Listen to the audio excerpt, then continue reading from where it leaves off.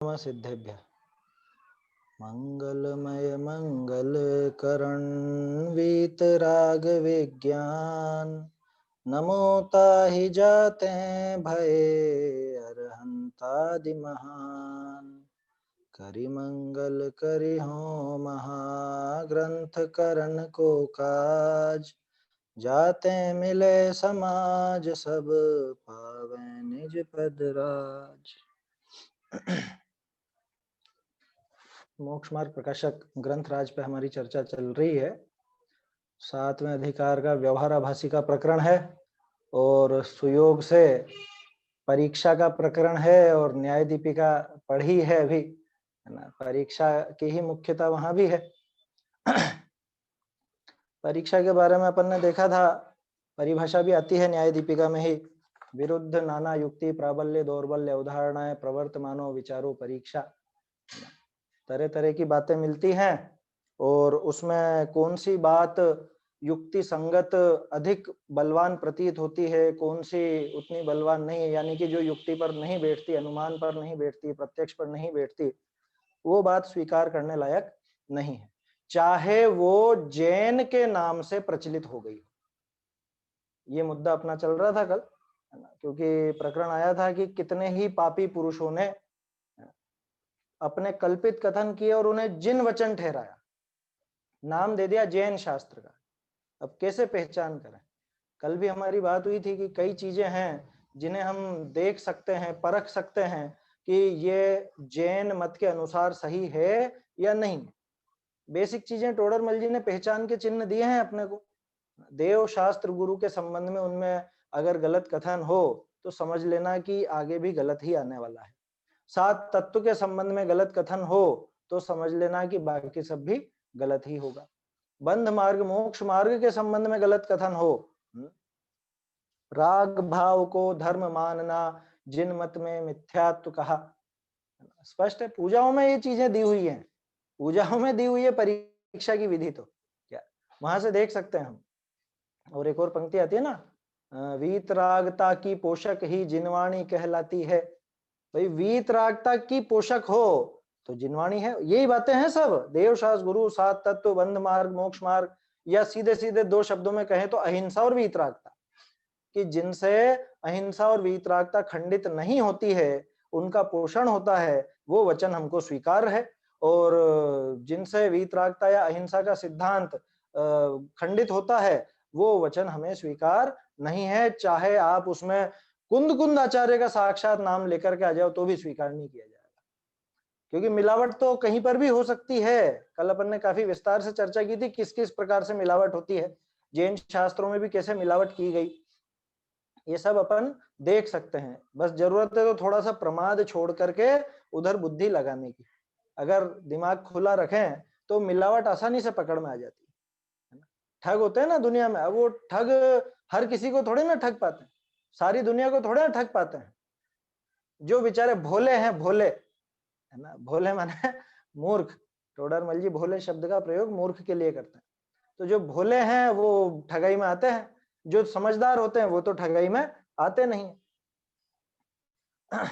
देखिए, तो ये बात पढ़ी थी हमने, तथा कितने ही पापी पुरुषों ने अपने कल्पित कथन किए, अपने कल्पित, स्वयं ने कल्पना करके। और कल्पना कैसी, क्यों की कल्पना? खास बात तो ये सोचने की है, कल्पना क्यों की कि मुझे मेरा प्रमाद, या मुझे मेरी विपरीत प्रवृत्ति, या मुझे मेरा विपरीत विचार मुझे सही सिद्ध करना है और मुझे लोगों के सामने वो बात चलानी है। तो मैं क्या करूंगा कि उसको मैं जैन शास्त्र या कुंद कुंद आचार्य का शास्त्र, या समझ लो कि कुल मिलाकर कैसे ना कैसे उसको रिलेट करूंगा मैं जैन धर्म से, जिससे कि आप उसको सच मान लो। लेकिन ऐसा सच होता नहीं। आपको ध्यान है कुछ समय पहले, बल्कि अभी भी वो शायद चलता है, एक मत चलता था अपने जैनियों का पूरा विरोध करने के लिए। उनकी एक पुस्तक निकली हुई थी जगत हितकारिणी, भाई साहब ने शायद देखी होगी या सुना होगा उस बारे में। जगत हितकारिणी नाम से एक पुस्तक निकाली गई जिसमें बहुत अनर्गल अनर्गल बातें अपने लिए लिखी गई। उनके समूह का नाम भी मैं भूल गया, पहले तो ध्यान था क्योंकि पहले काफी लोगों को उसके बारे में जागरूक किया था। ये जो अपने अब क्या कहें, देखो जैसे अपने श्वेतांबर साधु हैं या अपने साधु हैं या कोई भी अपने ऐसे ब्रह्मचारी वगैरह जो रोड पर जाते हैं, आपने देखा होगा बीच में कई खबर आती थी रोड पे एक्सीडेंट हो गया, ये हो गया। वो एक्सीडेंट सब प्रायोजित हुआ करते थे और वो उस समूह द्वारा कराए जाते थे। ऐसी पूरी खबरें थी सप्रमाण। और वो जगत हित कारणी नाम की पुस्तक के कुछ पन्ने मैंने खुद ने भी पढ़े, उसमें इतना अनर्गल लिखा हुआ है कि ये जैन पूरे विश्व पर अपना कब्जा करना चाहते हैं, ये जिन्न की उपासना करते हैं। जिन है ना, जिन, अब वो जिन शब्द, जिन्न की उपासना करते हैं और इतने खतरनाक हैं, इन्होंने सबको अपना दबा रखा है अपने प्रभुत्व से। ऐसी ऐसी बातें उसके अंदर लिखी हुई हैं। उस समूह तो में अनूप मंडल, अनूप मंडल नाम है, आप अगर कभी सर्च करेंगे ना तो पता चल जाएगा, अनूप मंडल कहलाता है वो। और वो जो समूह है वो, उसने मतलब काफी आरोप है उन पर कि इन्होंने जान करके ट्रक से और इनसे हत्याएं करवाई जैन साधुओं की।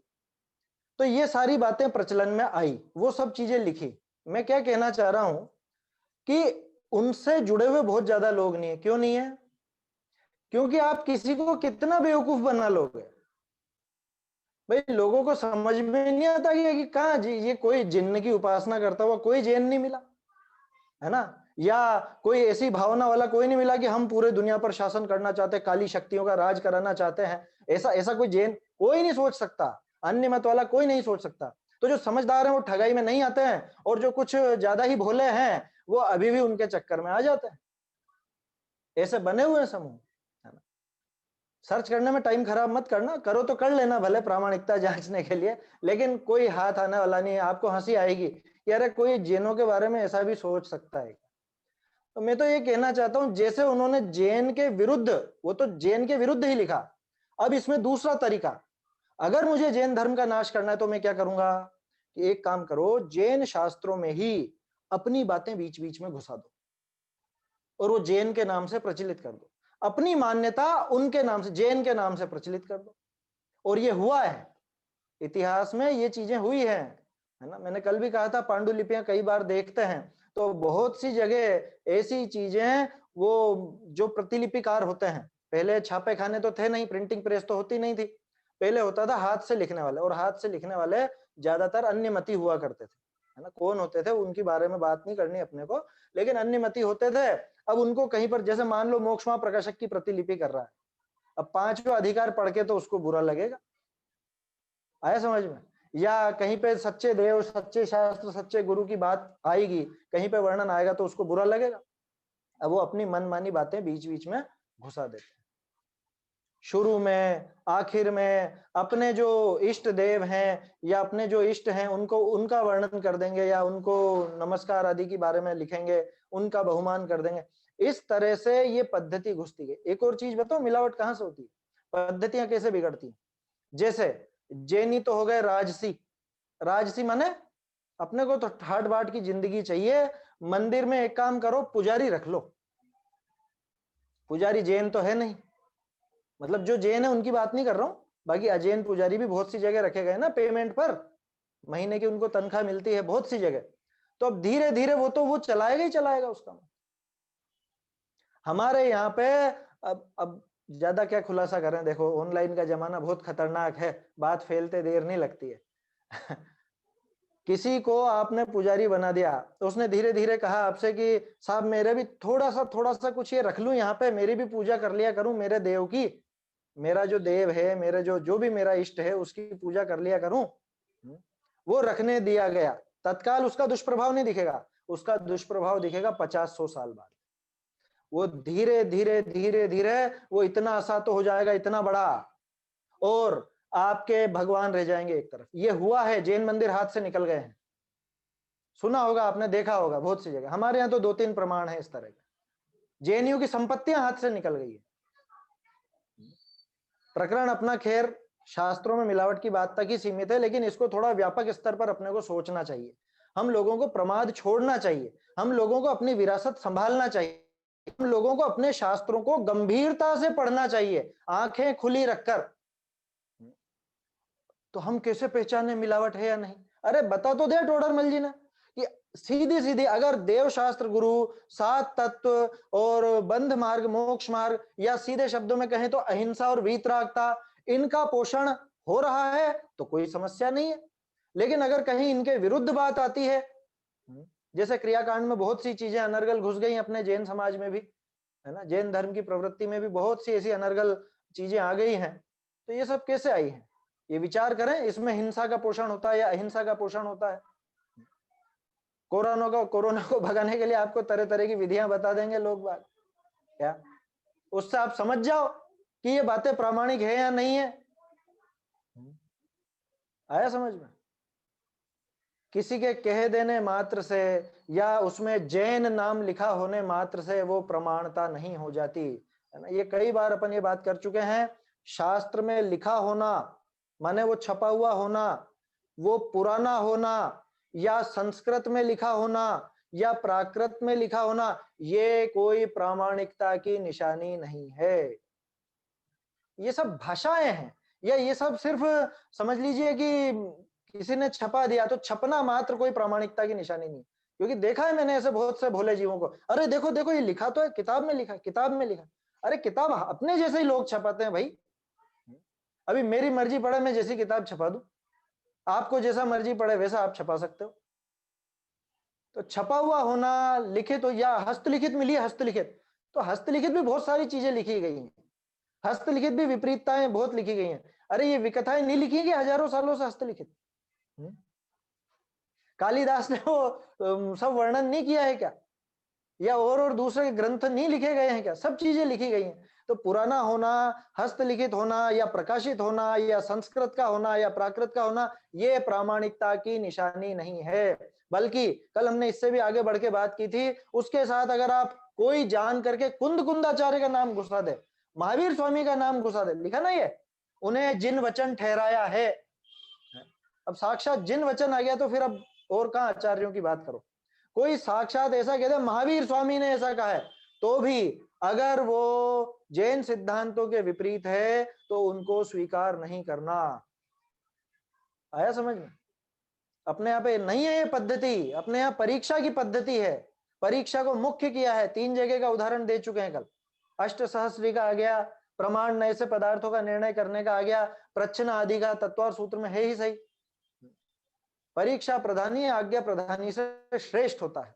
श्रेष्ठ क्या होता है? बल्कि वही सही होता है।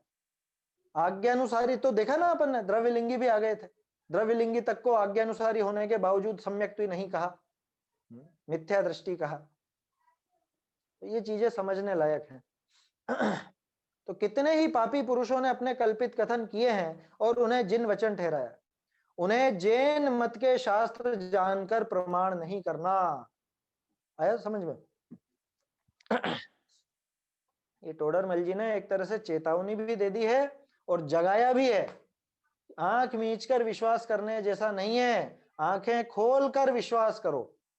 माने परीक्षा करके उसको भली प्रकार से समझकर और फिर विश्वास करो, तभी जाकर के वो काम उचित रहेगा, तभी जाकर के वो श्रद्धान सम्यक दर्शन कहलाएगा। नहीं तो चल ही रही है, आज्ञा तो अनादिकाल से मानते ही आ रहा है, कुछ ना कुछ कुछ ना कुछ। वहां भी प्रमाण आदि से परीक्षा करके, प्रमाण से अनुमान से पहले तो स्वयं परीक्षा कर ले। अगर देवशास्त्र गुरु के संबंध में बात है तो अपन कर सकते हैं, उसके लिए कोई अन्य अपने को देखने की जरूरत नहीं। 7 तत्व के संबंध में तो हम खुद परीक्षा कर सकते हैं, कोई दिक्कत नहीं, कोई देखने की जरूरत नहीं। अगर वैसे नहीं हो सके तो परस्पर शास्त्रों की विधि मिलाकर के परीक्षा करे। परस्पर शास्त्रों की विधि कैसे मिलाए?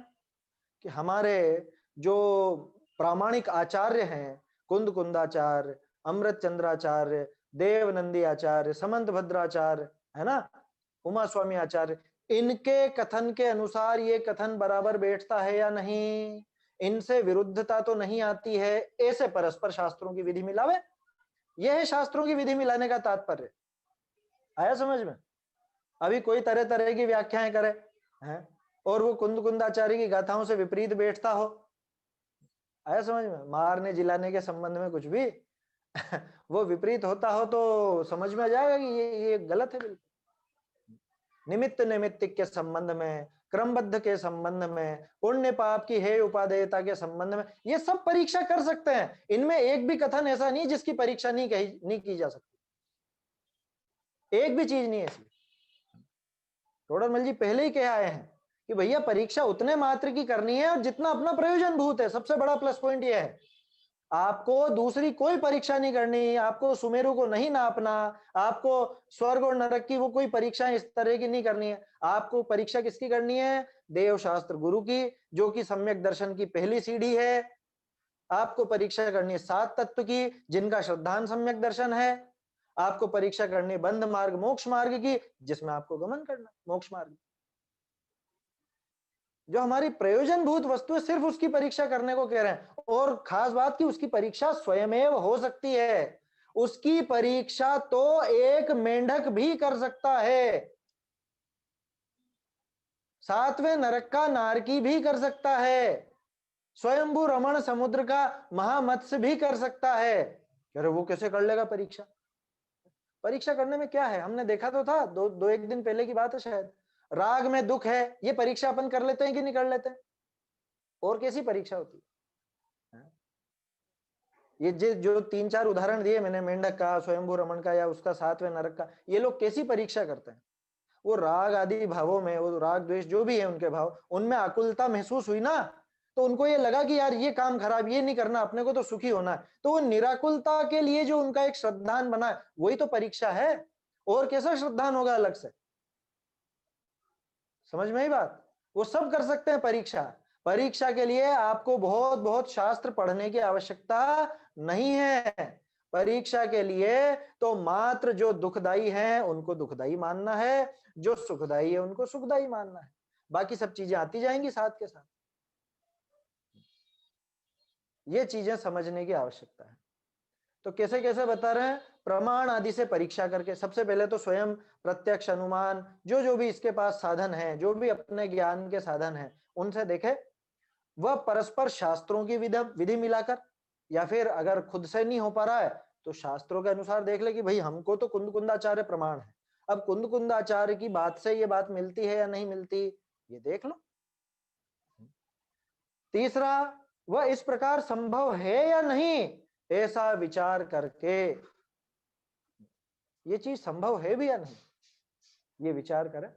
जो भी लिखा हो, कुछ भी XYZ, कि भगवान के थोड़ा क्या वो भोजन वगैरह भी चल सकता है, भगवान के थोड़ा कुछ टिपकी वगैरह कुछ ऐसा चल सकता है, थोड़ा बहुत राग तो चल ही सकता है भगवान के, पूर्ण वीतरागी नहीं हो तो भी चल सकता है। ये बात उचित लगती है या नहीं लगती? खुद परीक्षा करके देखो कि भाई मैंने महसूस किया कि राग में दुख होता है। अब राग में दुख है तो जितना राग है उतना दुख है, ये इक्वेशन तो अपन समझ चुके हैं गणित की। जितना राग उतना दुख, जितना राग कम उतना कम दुख। तो अब अगर अपन कहें कि थोड़ा बहुत राग चल सकता है, तो विचार करें, भगवान के थोड़ा बहुत राग चल सकता है माने थोड़ा बहुत दुख चल सकता है। तो भगवान दुखी है तो फिर किस बात के भगवान? ये हो गई परीक्षा। इसका मतलब भगवान दुखी हो है नहीं, और ये कह रहे हैं थोड़ा बहुत राग चल सकता है, तो ये बिल्कुल गलत बात है। आया समझ में? ये परीक्षा हो गई खट से, क्या देर लगी इसमें? ये विधि आसानी से सीखी जा सकती है और आसानी से करी जा सकती है ना? बस काम इतना करना है कि भगवान के सामने जाके आंख मीच के नमोकार मंत्र नहीं बोलना है, भगवान के सामने जाकर के भगवान का स्वरूप अच्छे से समझना है ना?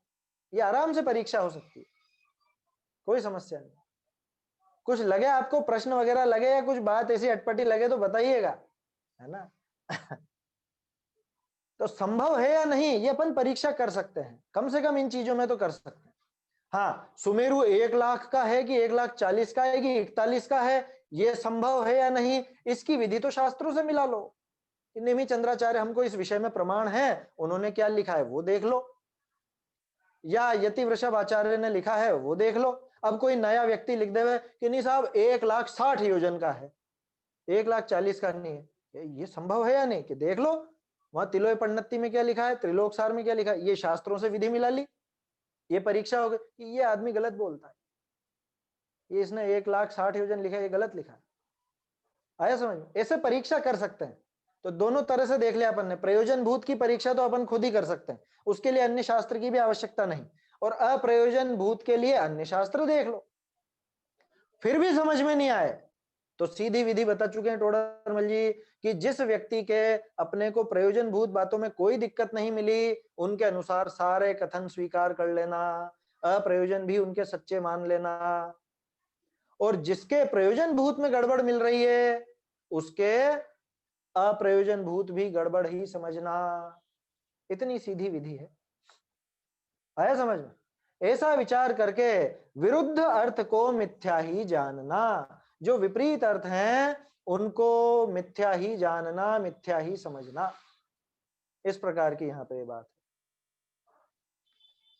चलिए आगे उदाहरण है ना, ढूंढारी से पढ़ूं।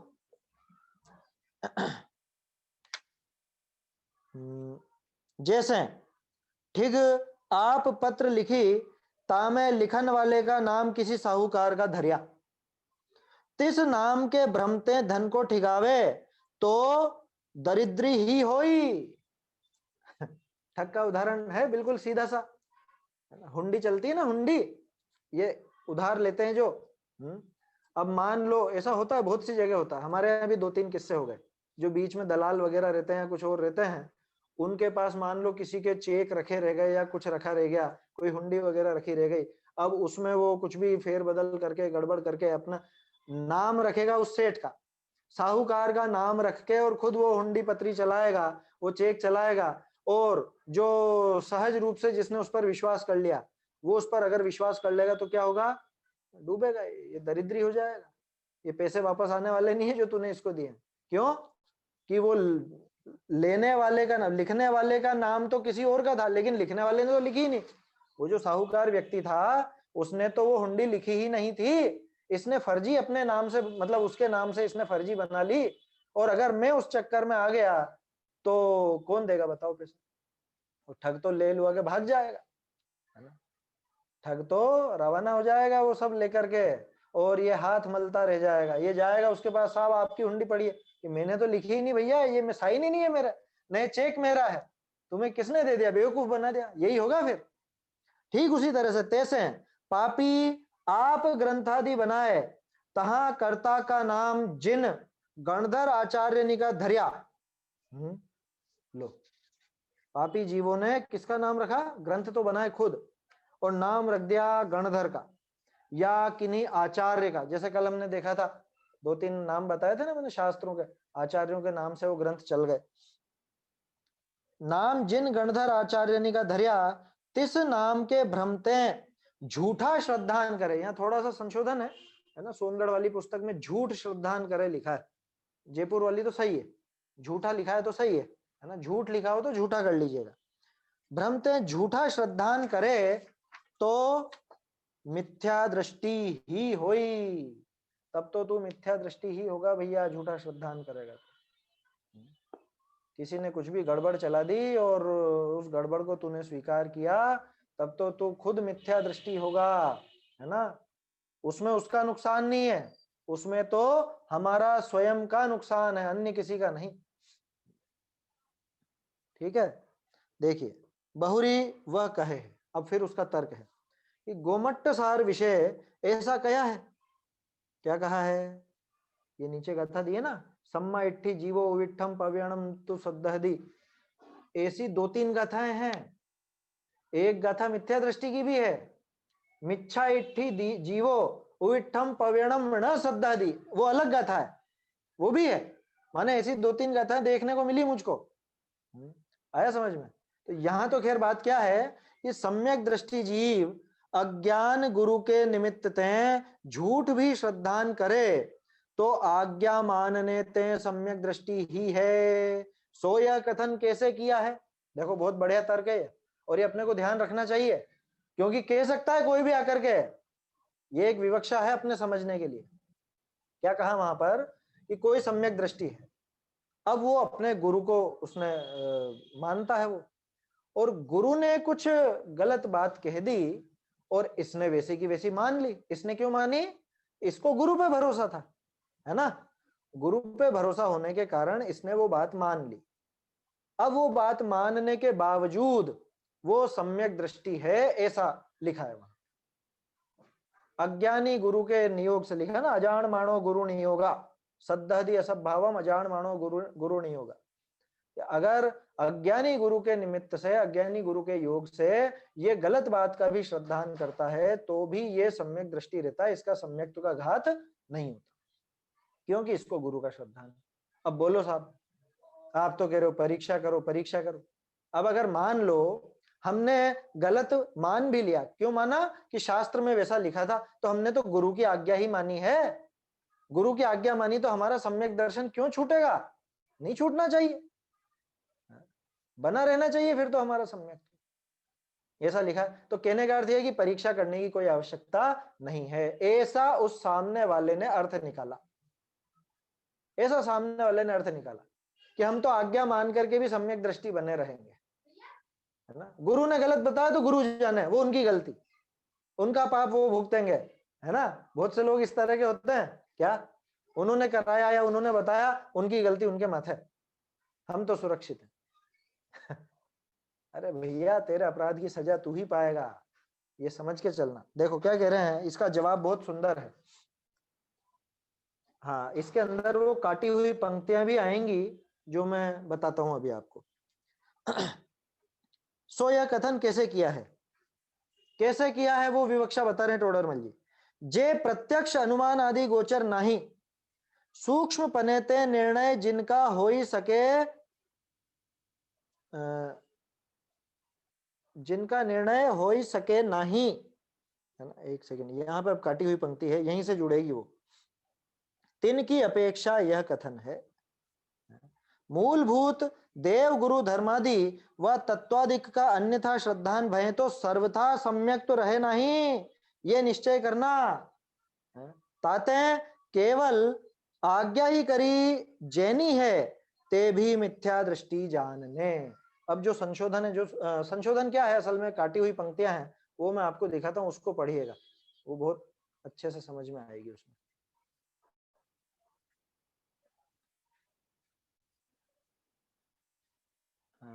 हाँ, ये देखिए, सम्यक दृष्टि जीव अज्ञान गुरु, है ना, ये तो हो गया। सो यह कथन कैसे किया है, यहां देखिए, जे प्रत्यक्ष अनु नहीं, है ना, ये तीसरी पंक्ति पढ़ रहा हूं मैं। जे प्रत्यक्ष अनुमान आदि गोचर नहीं, सूक्ष्म निर्णय जिनका ना हो ही सके, ये 3-4 बताता हूं। ऐसे कई अर्थभूत भी श्रद्धा है, दिख रहा है ये, ऐसे कई अर्थभूत भी श्रद्धा है, तो फिर उसके बाद सम्यक दृष्टि न जाए, सम्यक दृष्टि न जाए माने सम्यक दर्शन नहीं जाता, जाते हैं तत्वोपदेश का यथार्थ बनाते हैं, पुरुष का प्रमाण, एक सेकंड, तत्वोपदेश करी, ठहरो एक सेकंड, यहाँ पे कहां चली गई पंक्ति है, हाँ, जाते हैं तत्वोपदेश का यथार्थ बनाते हैं, पुरुष का प्रमाण किया है, ये देखिए यहाँ लिखा है, ये पुरुष का प्रमाण किया है, पीछे 30 पुरुष प्रमाण थे, ये यहाँ पे पीछे 30 पुरुष, यहां से देखिएगा, पीछे 30 पुरुष प्रमाणते हैं, ताके वचन का प्रमाण कीजिए है। इसके बाद है प्रमाण कीजिए है, ताते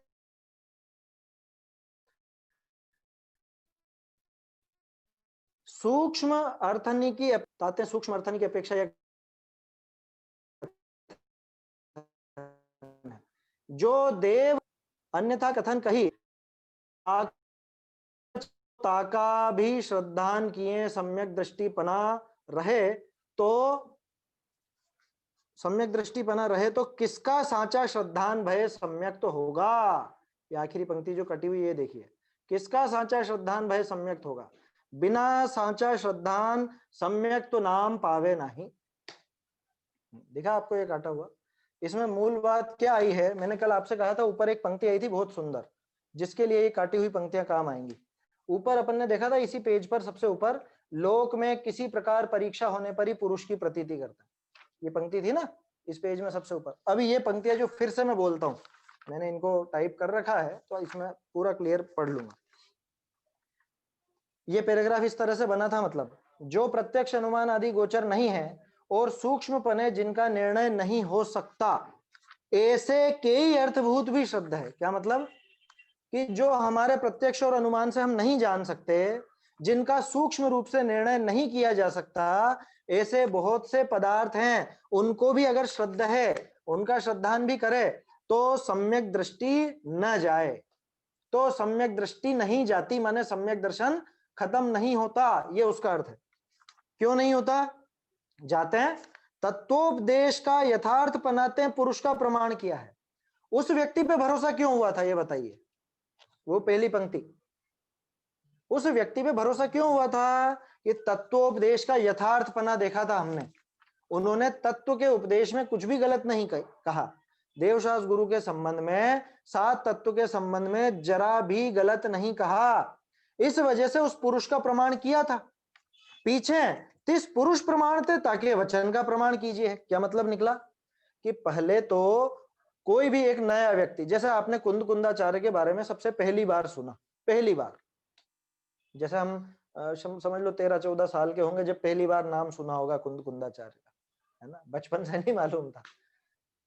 आजकल के तो बच्चों को बचपन से ही सिखाते हैं अपन, ठीक है, अच्छी बात है। तो जब पहली बार सुना तो पहली बार में भरोसा हुआ क्या? नहीं हुआ। फिर जब उनकी कही हुई बातें पढ़ी, कौन सी? प्रयोजनभूत बातें, है ना? प्रयोजनभूत बातें पढ़ी, फिर वो सच्ची लगी, उनकी परीक्षा हो गई, सच्ची लगी, तो ये पक्का पता चल गया कि इनका कहा हुआ सब प्रमाण है। अभी क्या किया अपन ने?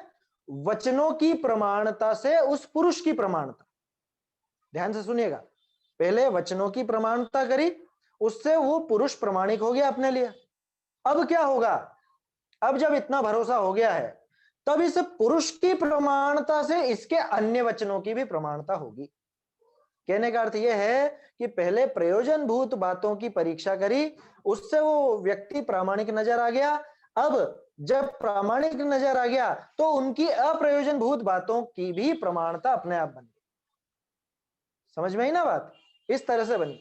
अरे आज अपने को टोडरमल जी के नाम से कुछ भी मिलता है, खट से अपन क्यों स्वीकार करते हैं? अरे टोडरमल जी की क्यों करते हैं? क्योंकि टोडरमल जी की कही हुई एक एक बात की परीक्षा करके और उसको यथावत बिल्कुल सही सही घटित हुई, सत्य वचन है सारे, तो अपने को उनके ग्रंथ में कोई शंका होती नहीं। जैसे मान लो इतना सब वर्णन टोडरमल जी ने किया, ज्यादातर तो प्रयोजनभूत बातों का किया है। अब इनमें जैसे यूं समझ लो कि कोई कर्मों के संबंध में कोई बात कही, है ना?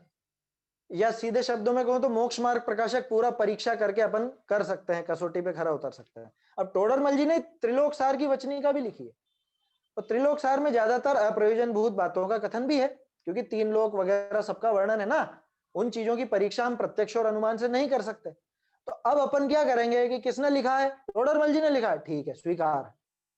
इस तरह की विधि होती है, ऐसा होता है, ठीक है, कोई दिक्कत नहीं है। टोडरमल जी कह रहे हैं तो कह रहे कभी तो तुम कहते हो कि परीक्षा करो, कह रहे परीक्षा करो प्रयोजनभूत बातों की या उन बातों की जिनकी आप प्रत्यक्ष और अनुमान से कर सकते हो, उससे वो व्यक्ति की प्रामाणिकता सिद्ध हो जाती है। अब व्यक्ति प्रामाणिक सिद्ध हो गया, उसके बाद फिर कुछ मान लो कोई अप्रयोजनभूत बात में कुछ गड़बड़ हो भी जाए, उस बात के लिए आचार्य ने लिखा था कि वो अज्ञानी गुरु के नियोग से अगर कुछ गलत मान भी ले, गलत मान ले माने अप्रयोजनभूत बात में, तो दिक्कत नहीं है। ये उस गाथा का आशय था। समझ में आ रही है बात? तो आचार्य का कथन तो उस गाथा में इस प्रकार का था कि अप्रयोजनभूत बात में कुछ ऐसी बात हो जिसकी परीक्षा हम नहीं कर सकते, उसको गुरु ने कहा है स्वीकार है, ऐसा करके भी करे तो दिक्कत नहीं है, तो सम्यक दर्शन समाप्त नहीं होता। समझ में आ रही है बात? फिर से पढ़ता हूं, देखो ये पंक्तियां, ऐसे कई अर्थभूत भी श्रद्धा है। कौन से? कि जिनकी हम सूक्ष्म रूप से परीक्षा नहीं कर सकते, सूक्ष्म पने जिनकी परीक्षा नहीं कर सकते, ऐसे कई अर्थभूत, ऐसे कई पदार्थ भी श्रद्धा है तो सम्यक दृष्टि न जाए, जाते हैं तत्वोपदेश का यथार्थ बनाते हैं। तत्वोपदेश देख लिया, तत्वोपदेश माने प्रयोजनभूत तत्वों का उपदेश, अप्रयोजन का नहीं। तत्वोपदेश का शब्द जहां भी आए ना, जहां भी नाम आए तत्वोपदेश का, उससे प्रयोजनभूत ही समझना, क्योंकि तत्वोपदेश ये नहीं है कि सुमेरु और तीन लोक और ये सब। तत्वोपदेश है आश्रव, बंध, संवर, निर्जरा, जीव, अजीव, ये चीजें तत्वोपदेश। जाते हैं तत्वोपदेश का यथार्थ बनाते हैं, पुरुष का प्रमाण किया है। पीछे तिस पुरुष प्रमाणते हैं ताके वचन का प्रमाण कीजिए है। पहले वचनों से पुरुष का, फिर पुरुष से वचनों का, ऐसा चलता है। ताते सूक्ष्म अर्थनी की अपेक्षा ये कथन है। इस गाथा में जो बात आई है वो सूक्ष्म अर्थों के लिए आई है। आया समझ में? सूक्ष्म अर्थ माने जो केवल ज्ञान गम्य है, हमारे ज्ञान में पकड़ में नहीं आते, उन बातों के लिए। क्यों, आप कैसे कह सकते हो सूक्ष्म अर्थ के लिए आई? तो उसका भी जवाब दे रहे हैं टोडरमल जी। जो देव गुरु धर्म व तत्वाधिक का भी अन्यथा कथन कही, ताको जिन वचन बतावे। समझ में आ रहा है? देवशास्त्र गुरु और सात तत्व को भी अन्यथा कथन करे और उसको जिन वचन बतावे, और ताका भी श्रद्धान किए सम्यक दृष्टि पना रहे, तो किसका साचा श्रद्धान भय सम्यक तो होगा? भाई मूलभूत इसमें जो गड़बड़ कर रहा है और जिन वचन बता रहा है, और आपने जिन वचनों के नाम पे उसका भरोसा कर लिया, माने आपने मान लिया। अब अगर इसको भी आप सम्यक दर्शन कहोगे, तो फिर ये बताओ किसका किसका श्रद्धान करने का नाम सम्यक दर्शन रहेगा? फिर क्या जरूरत है देवशास्त्र गुरु की या सात तत्व की? बिना साच श्रद्धान सम्यक तो नाम पावे नहीं। बिना सच्चे श्रद्धान के सम्यक तो नाम नहीं पाता। ये काटी हुई पंक्तियों में था, है ना ये चीज। लेकिन इससे एक चीज नया खुलासा इसमें ये हुआ कि भाई पुरुष की प्रमाणता पहले उसके वचनों से होती है, बाद में जब वो पुरुष प्रमाणिक हो जाता है तब उसके वचन भी प्रामाणिक होने लगते हैं। तो ये जो इसके भ्रम खड़ा हुआ, कौन सा? अजान मानो गुरु नहीं होगा, अज्ञानी गुरु के नियोग से कुछ गलत भी श्रद्धान कर लिया तो सम्यक दृष्टि कैसे रहेगी? है सम्यक दर्शन कैसे रहेगा? कि वो इस तरह से रहेगा कि वहां जब प्रयोजन भूत बातों में गलत नहीं कहा था तो हमने उन बातों पर भरोसा किया था। अब उन्होंने अप्रयोजन भूत बात में कुछ गलत कहा, या मान लो गलत लिखने में आ गया। कई बार ऐसा भी तो होता है ना, ग्रंथ आगे बढ़ते बढ़ते प्रतिलिपियां होते होते कुछ गलत आ गया लिखने में। मूल में तो कुछ और लिखा था, छपते छपते छपते छपते वो गलत छपने लग गया। जैसे शायद छठे अधिकार के आखिर में अपन ने देखा था, वो एक नाना मिथ्या दृष्टियों का कथन किया। आ गया या शायद अब आएगा, सातवें अधिकार के आखिर में आएगा। हाँ, इसके आखिर में आएगा 266 पेज पर, कि नाना प्रकार के मिथ्या दृष्टियों का कथन किया। तो मूल में तो ये लिखा था, अनुवाद करने वाला कोई गुजराती भाई बैठा, उसने गुजराती की पुस्तक में लिख दिया इस प्रकार छोटे मिथ्या दृष्टियों का कथन किया। वहां नाना का अर्थ छोटा होता है ना, अपने आप ही बोलते हैं गाँव में, नाना माने छोटा, नाना और मोटा। आया समझ में? तो मूल में क्या था और बाद में क्या चल पड़ा, ऐसे बहुत बहुत बदलाव हो जाते हैं। तो हो सकता है उसकी वजह से भी गड़बड़ हो गई हो। ऐसा एक प्रकरण मुझको ध्यान आता है, कर्णानियोग का कोई विषय था, है ना। अब वो क्या था वो तो ध्यान नहीं, लेकिन क्या किस्सा है वो बताता हूँ। वीरसेन स्वामी, उन्होंने धौला टीका लिखी। अब उनके सामने कर्णानियोग के दो अलग अलग कथन थे, है ना। यूं समझ लीजिए कि एक तो जैसे षटखंडागम में कोई बात होगी और एक कोई कषाय पहाड़ में कुछ बात होगी या तिलोय पन्नति में कुछ बात होगी। दोनों मतलब ये सब जो बड़े ग्रंथ है 2-2 हजार साल पुराने हैं। अब वीरसेन स्वामी के सामने दो अलग अलग कथन आए, क्या करें? उन्होंने लिखा हमें दोनों की आज्ञा प्रमाण है। दोनों की आज्ञा प्रमाण किस विषय में लिखा? किस विषय में लिखा? अप्रयोजन भूत बातों। आया समझ में? कर्णानियोग की कुछ ऐसी बातें थी जिनका निर्णय अपन नहीं कर सकते थे।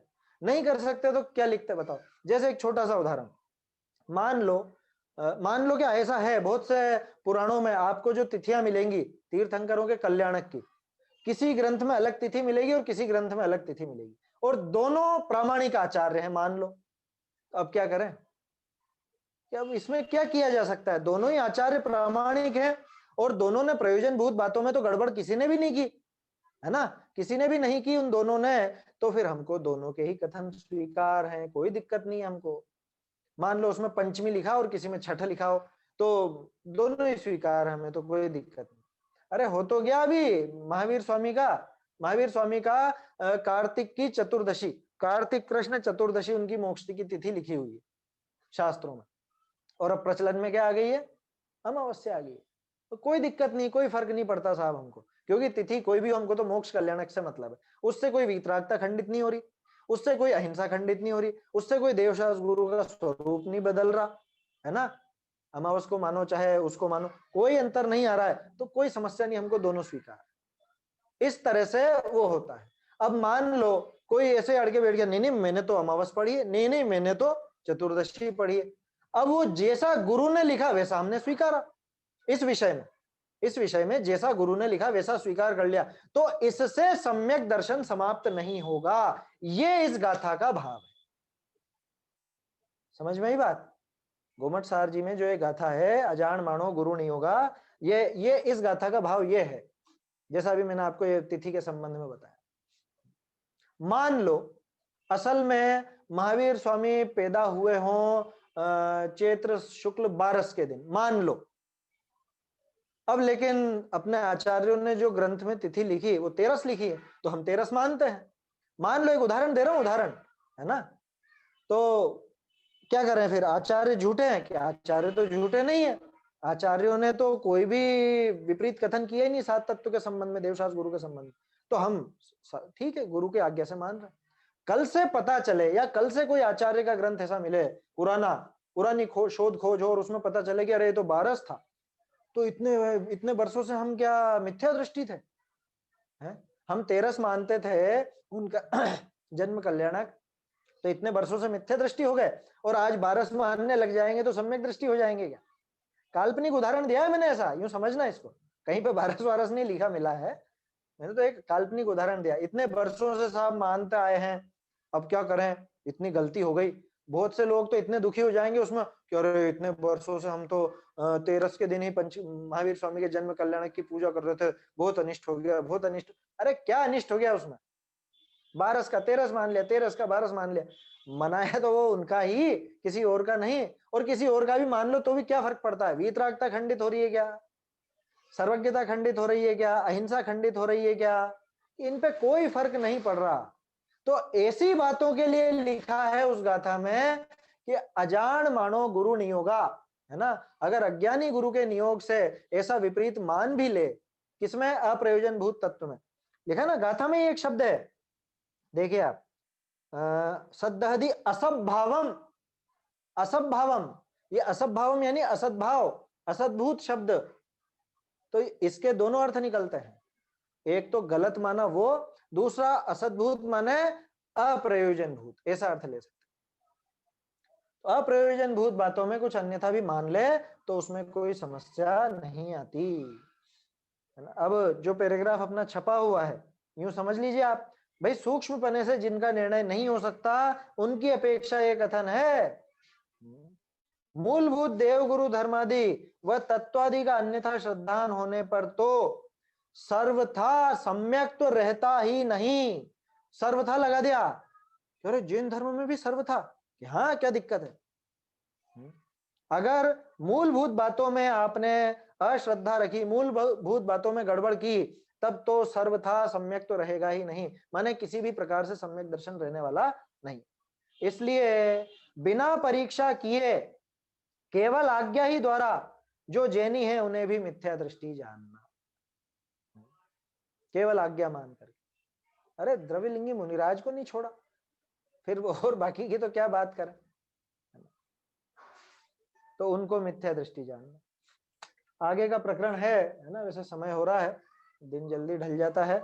आगे का प्रकरण वैसे सरल है, आप लोग पढ़ करके देखेंगे तो जल्दी जल्दी हो जाएगा, अपने को ज्यादा चर्चा नहीं करनी पड़ेगी। एक सूचना है कि सोमवार को शायद कक्षा नहीं, ये चर्चा नहीं रहेगी, मैं बाहर रहूंगा तो हो सकता है कि सोमवार को शायद नहीं रहे। वैसे तो मान के चलिए नहीं रहेगी, अगर होगी तो आपको मैसेज मिल जाएगा, है ना। प्रश्न है क्या किसी को?